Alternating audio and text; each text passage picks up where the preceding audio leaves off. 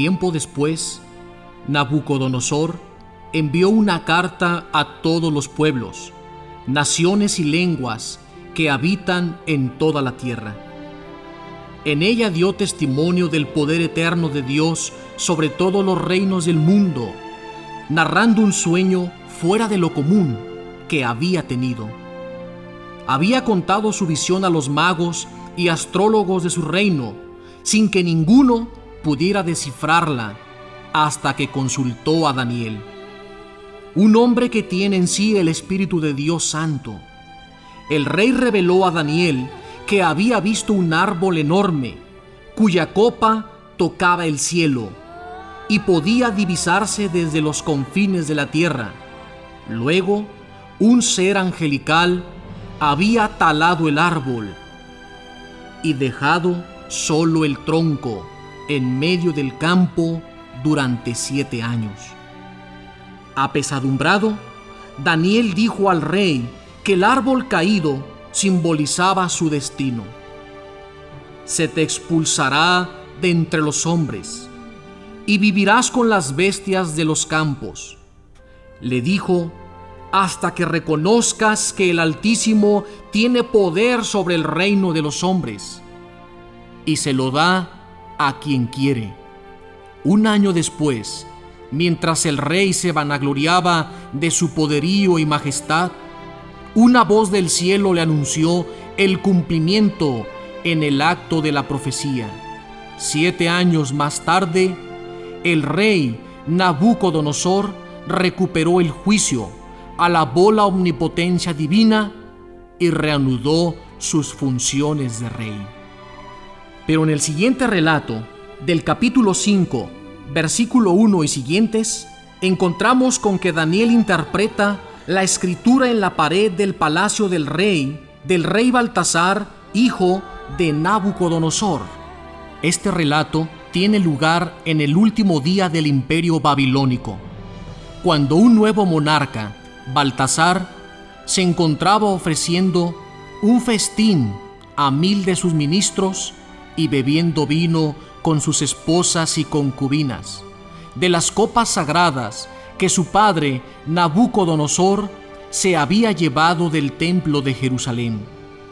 Además de beber, Baltasar y sus invitados celebraban a sus dioses de oro y plata, bronce, hierro, madera y piedra. Entonces Dios respondió con una señal prodigiosa.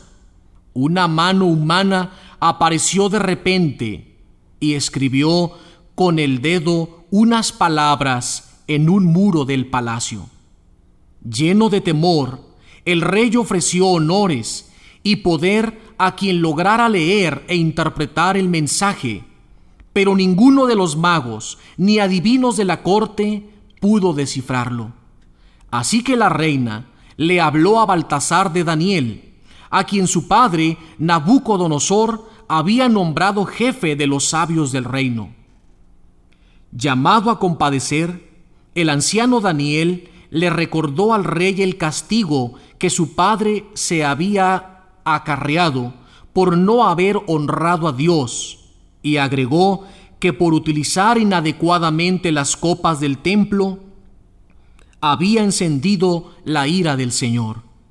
Entonces leyó ante él las misteriosas palabras: Mené, Mené, Tekel y Parsín, y reveló que anunciaban el fin de su reino, que pronto caería ante los medos y los persas.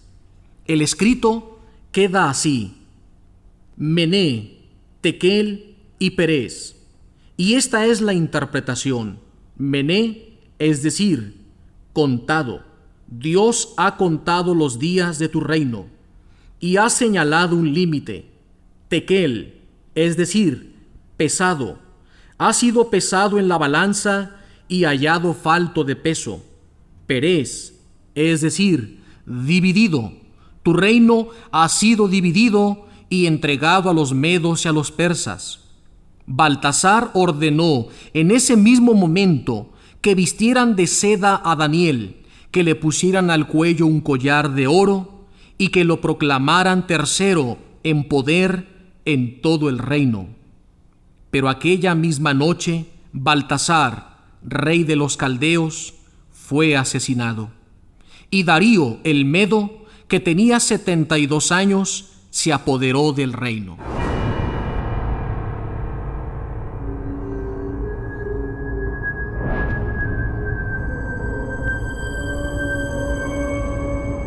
La más famosa de las historias de Daniel ocurrió durante el reinado de Darío el Medo. El narrador señala que la gran autoridad de Daniel en tiempo de los reyes babilónicos continuó en los días de Darío. Daniel era el jefe principal de los 120 sátrapas o gobernadores del imperio, y Darío pensaba ponerlo al frente de todo el reino. La investidura de Daniel lo hizo objeto de envidias, y sus rivales persuadieron a Darío de que autorizara la promulgación de un decreto que prohibiera dirigir oraciones a cualquier dios u hombre, excepto al rey, durante 30 días, bajo pena de ser arrojado al foso de los leones. Una vez firmado el edicto, según la ley de los medos y los persas, era irrevocable. Daniel, un hombre de Dios, seguía siendo fiel a la ley del Señor, y pese a la prohibición, continuó orando 3 veces al día ante una ventana abierta en dirección de Jerusalén. Escuchemos este maravilloso y asombroso relato del capítulo 6 del libro de Daniel. Cuando Daniel se enteró de que había sido firmado el decreto, entró en su casa. La habitación de arriba tenía ventanas orientadas hacia Jerusalén, y 3 veces al día Daniel se ponía de rodillas para orar y alabar a Dios como había hecho siempre. Entonces aquellos hombres entraron de repente y sorprendieron a Daniel orando e invocando a su Dios. Inmediatamente se presentaron al rey y le recordaron el decreto real. ¿No has firmado una prohibición según la cual todo aquel que en el espacio de 30 días dirija una oración a cualquier dios u hombre, a excepción de ti, oh rey, será arrojado a la fosa de los leones? Respondió el rey: sí, así está establecido según la ley de los medos y persas, que es irrevocable. Ellos contestaron: pues Daniel, ese judío deportado, no te respeta a ti ni a la prohibición que has firmado, sino que 3 veces al día hace su oración. Al oír esto, el rey se apenó profundamente y se propuso salvar a Daniel. Hasta el atardecer estuvo buscando el modo de librarlo. Pero aquellos hombres de nuevo acudieron en masa al rey y le dijeron: recuerda, rey, que según la ley de los medos y los persas, ninguna prohibición o decreto dado por el rey puede ser anulado. Entonces el rey dio la orden de traer a Daniel y arrojarlo a la fosa de los leones. El rey dijo a Daniel: que tu Dios, a quien sirves tan fielmente, te salve. Trajeron una piedra, la colocaron en la boca de la fosa. El rey selló con su anillo y con el de sus dignatarios, para que no se cambiara la sentencia dada a Daniel. El rey regresó a su palacio y no quiso comer ni admitir concubinas en toda la noche, ni pudo tampoco conciliar su sueño. Apenas amaneció, el rey se levantó y se dirigió rápidamente a la fosa de los leones. Al llegar junto a él, llamó a Daniel con voz angustiada: Daniel, siervo de Dios vivo, ¿Ha podido tu Dios, a quien sirves con tanta fidelidad, librarte de los leones? Daniel respondió al rey: que el rey viva para siempre. Mi Dios ha mandado a su ángel, que ha cerrado la fauce de los leones y no me han hecho ningún daño, porque el Dios sabe que soy inocente y tampoco he hecho nada malo contra el rey. Entonces el rey se alegró enormemente y mandó sacar a Daniel de la fosa. Sacaron a Daniel y no tenía ni siquiera un rasguño, porque había confiado en su Dios. Entonces el rey Darío escribió a las gentes de todos los pueblos, naciones y lenguas que pueblan la tierra: que la paz que ustedes tienen crezca sin cesar. Ordeno que en todo mi imperio sea respetado y temido el Dios de Daniel, porque Él es el Dios vivo que vive para siempre. Su reino no será destruido y su imperio no tendrá fin. Él es quien libra y quien salva, el que realiza prodigios y signos maravillosos en el cielo y en la tierra. Él ha salvado a Daniel de las garras de los leones. En cuanto a Daniel, no dejó de prosperar durante los reinados de Darío y de Ciro el persa.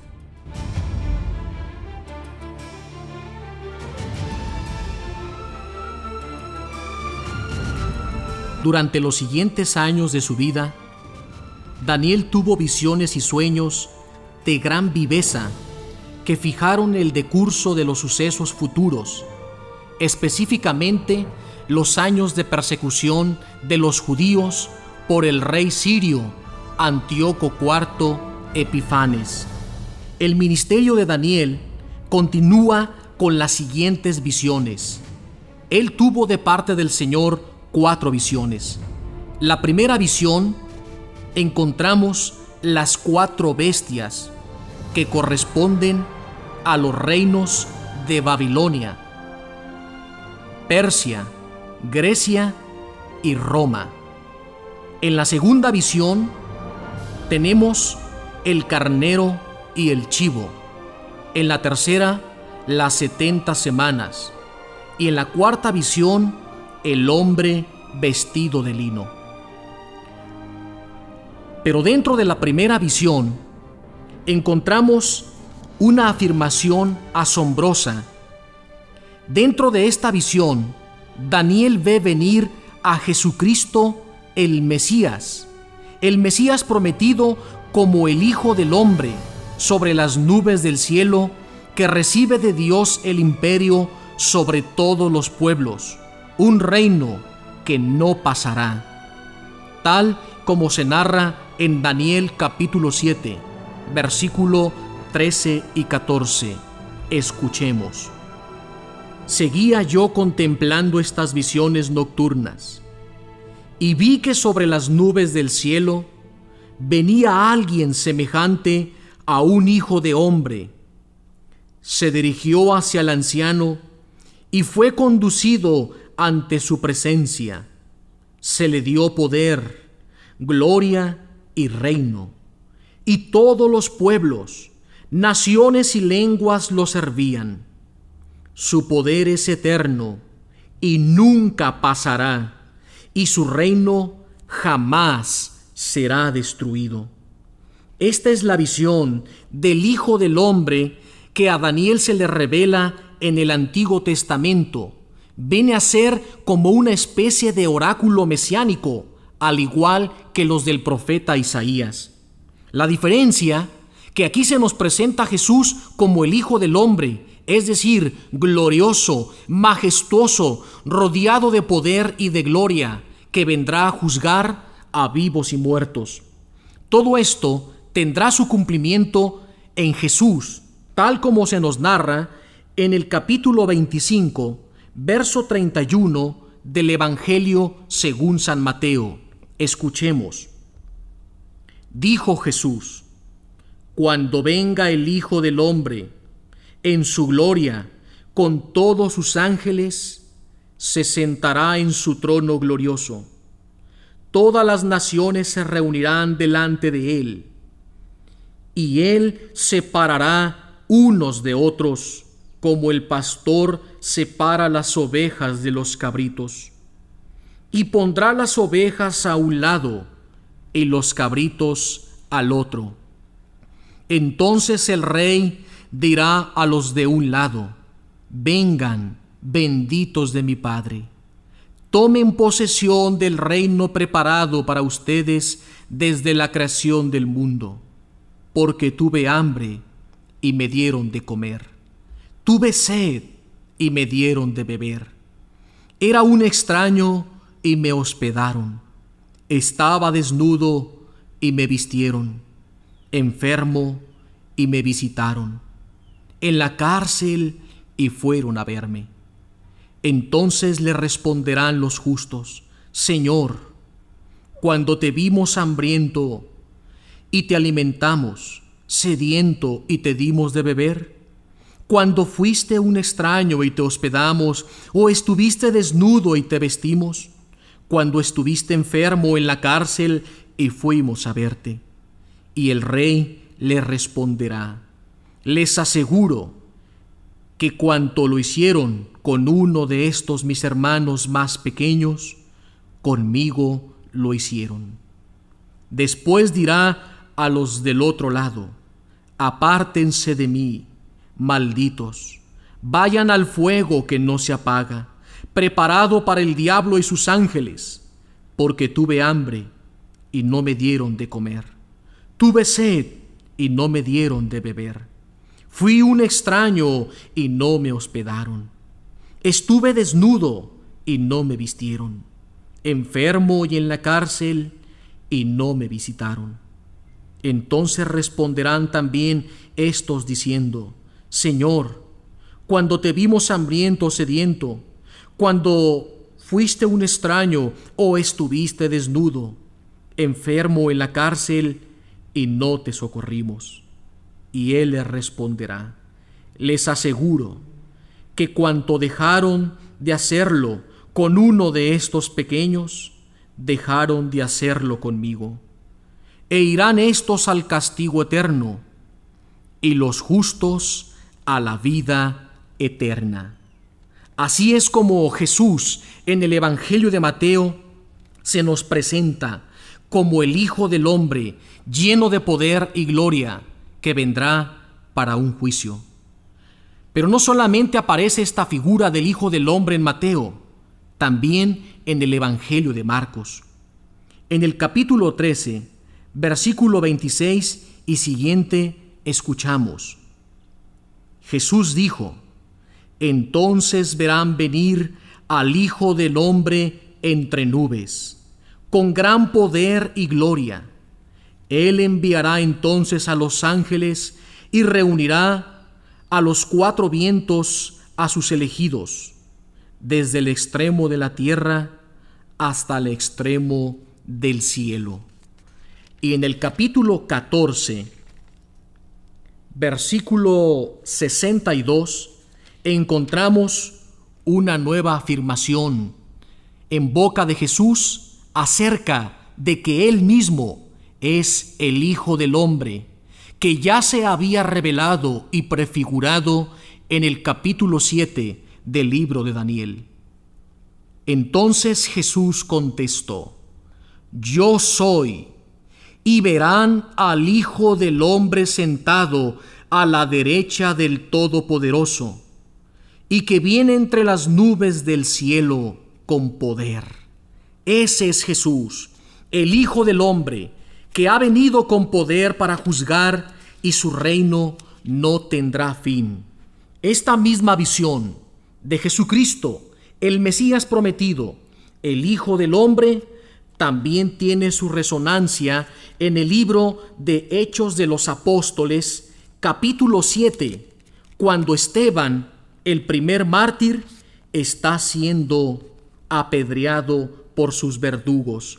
Entonces él exclamó así en el versículo 55.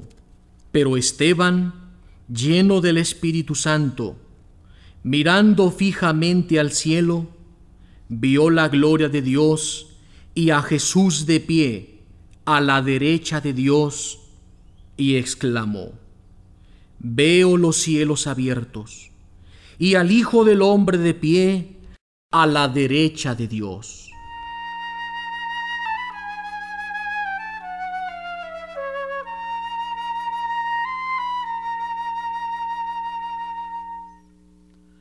Y en el Evangelio de San Lucas también se nos presenta a Jesús como el Hijo del Hombre. Escuchemos lo que se dice en el capítulo 17, versículo 20 y siguientes. A una pregunta de los fariseos sobre cuándo iba a llegar el reino de Dios, Jesús respondió: El reino de Dios no vendrá de forma espectacular, ni se podrá decir está aquí o allí, porque el reino de Dios ya está entre ustedes. Después dijo a sus discípulos: Llegará el día en que desearán ver uno solo de los días del Hijo del Hombre, pero no lo verán. Y les dirán: está aquí, está allí, pero no vayan ni lo sigan. Porque como el relámpago brilla desde un punto a otro del cielo, así se manifestará el Hijo del Hombre en su día. Pero antes es preciso que sufra mucho y sea rechazado por esta generación. Cuando venga el Hijo del Hombre, sucederá lo mismo que en tiempos de Noé. Hasta el día en que Noé entró en el arca, la gente comía, bebía y se casaba. Pero vino el diluvio y acabó con todos. Lo mismo sucedió en los tiempos de Lot. Comían, bebían, compraban, vendían, plantaban y edificaban. Pero el día en que Lot salió de Sodoma, llovió del cielo fuego y azufre, y acabó con todos. Así será el día en que se manifieste el Hijo del Hombre.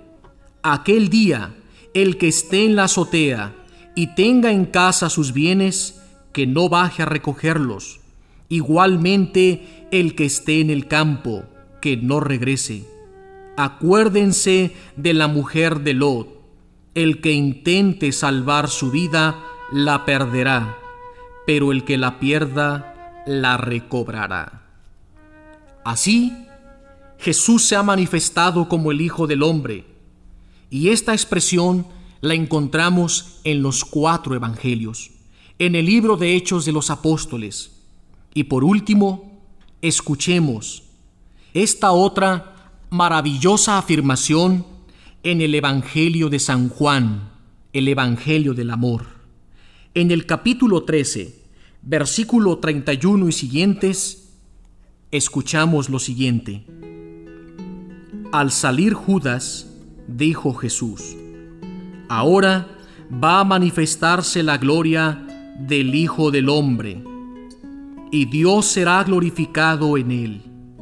Y si Dios va a ser glorificado en el Hijo del Hombre, también Dios lo glorificará a él, y lo va a hacer muy pronto. Hijos míos, ya no estaré con ustedes por mucho tiempo.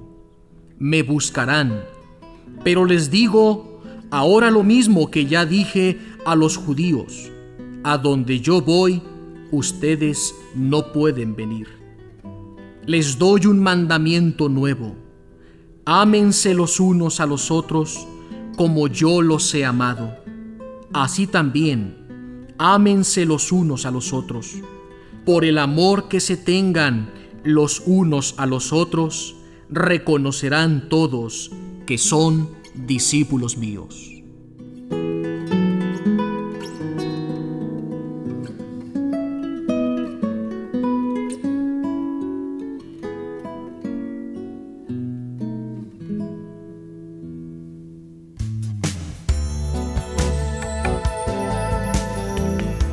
Amigo, amiga, Te invitamos a hacer buen uso de la audiocolección La Palabra, no reproduciendo esta grabación sin su correspondiente autorización.